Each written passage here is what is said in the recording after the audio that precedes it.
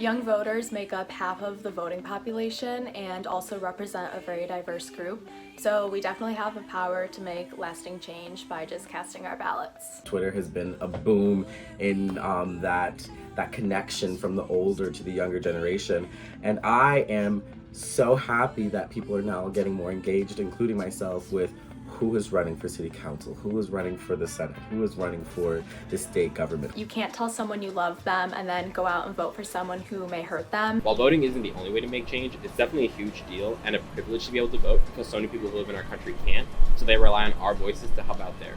And voting isn't something you should just focus on in November of every 4 years.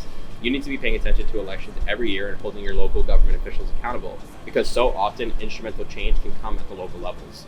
My advice to young queer people who want to enter the music industry is to never let anyone tell you that you're too much. Don't feel the need to explain yourself to anybody.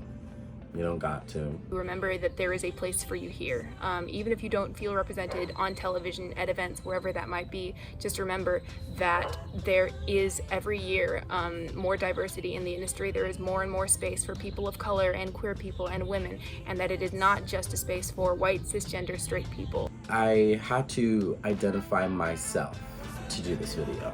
That is just how people want to define you. That's how people want to label you in their brains.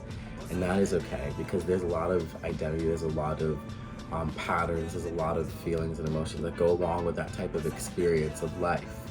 Dive into those and connect with the people that you want to connect with, the people that understand you, the people that support you, the people that love you.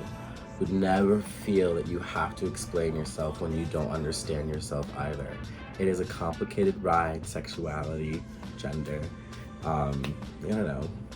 who you are, growing into who you are. It is not one singular thing. And when it gets confusing, you don't have to be like, well, then I'm gay for today. Who cares what you are?